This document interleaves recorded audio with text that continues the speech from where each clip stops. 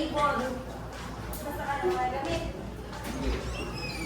Wala, with the transformation of waste and valuable resources, creating a cleaner and greener future for all. Ang vision is, hindi na siya, ang vision kay kanang, di ba, ang atong world karon kay, kuha naman kayo, ang mga basura kay ato na lang siya sa Pilipinas, utang gani na parang pugaw kayo ang basura. So, ang basura kay maka-epekto man sa mga tao kung kuan, kung dili siya, kanang wala siya ng proper na kuan ba, utang sa mga basura kay. For example lang na kay kanang pollution or kanang kuan man mag-plants down or maka-attract og mga insects gani. Wato sila ang mga insects wato sa mga kuan sa mga basura. Yes. Diba? Kaya ang vision is kanang to clear gani sa mga kuan sa mga basura sa kilid-kilid na i-turn to kanang products na para makuan sa para malimpyo sa dagatong aligo. Ang vision to minimize waste by turning it into sustainable product to provide affordable and eco-friendly solutions for businesses and consumers, to promote environmental responsibility through innovation and education.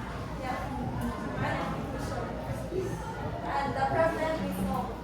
So first, the issue is increasing waste in landfill, leading to pollution. Mana ko din na harmful effect of non-recycled materials on the environment, lack of affordable and sustainable product options. So our solution, recycle waste into eco-friendly products, offering affordable green alternatives to reduce pollution, encourage businesses and individuals to shift sustainability.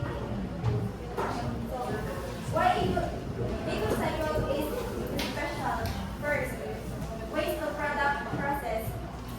We don't just collect waste, we transform into valuable products. So, dili na kayo meaning ka ng, wala kami nag-collect ng mga basura gani, kanang himo sa danang sila, kanang products, kanang mabalik sa paggamit ba, eco-friendly focus. All our products promote sustainability, affordable and practical. Our solutions are budget-friendly and useful for everyday needs. Market analysis. Our target market is businesses looking for sustainable packaging and materials.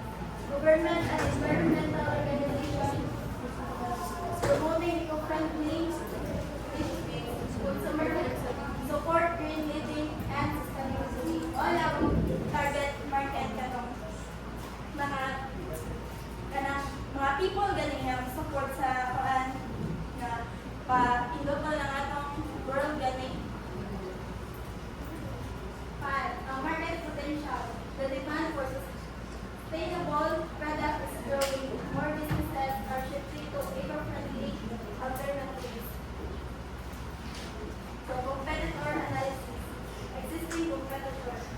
Most focus only on waste collection or single type recycling. So, man ang mga ang competitor kay nalarabay business nga nag-collect og mga parang mga basura.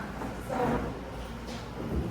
ang nakaindot sa among business is kanang dili ra mi mo collect og kanang basura gani para sa lain nga kanang mga business. Ang amo kay mo collect mi og basura niya amo i-transform ito kanang useful product parang magamit na product valid ba pansad mo for sa milk coverage gani ka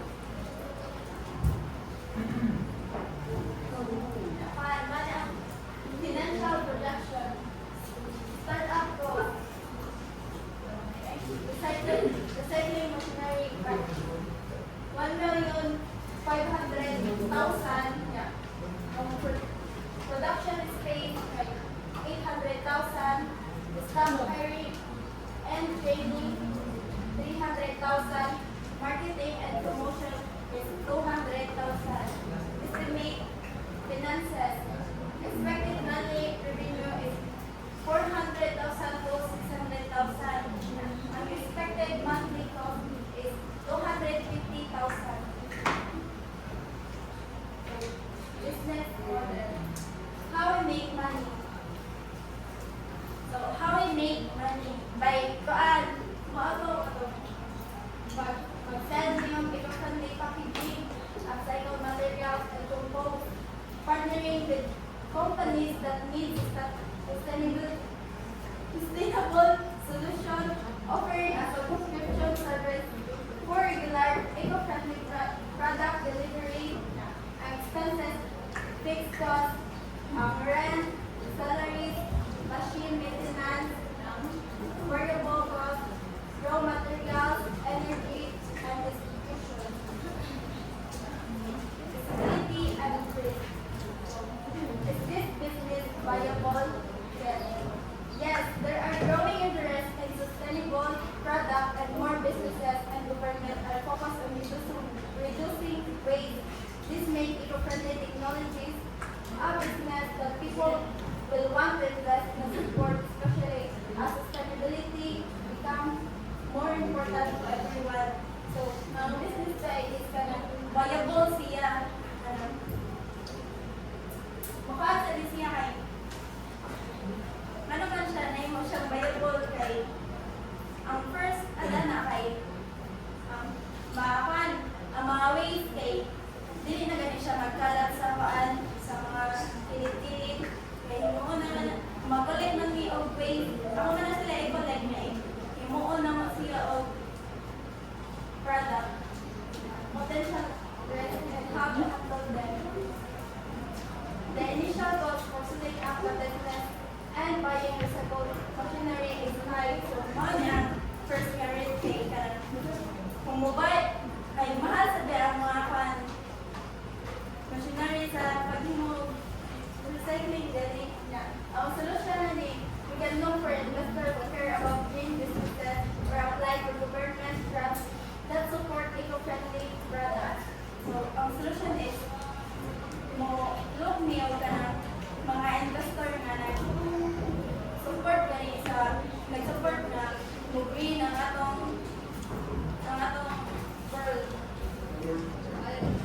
Ang second risk, there are already some bigger companies in waste management and recycling. So, usa sa nga risk kay nanay nag-business anak gani nga mo collect og mga waste ng mga basura. But our solution kay our business is different because we offer a full range of recycled product, not just one. We'll focus on educating people about why our products are better for the environment and research. Growth plan case. In 3 months, set up May, purchase machinery and start production. Next 3 months, begin sales, establish business partnership, and 1 year expand product line, explore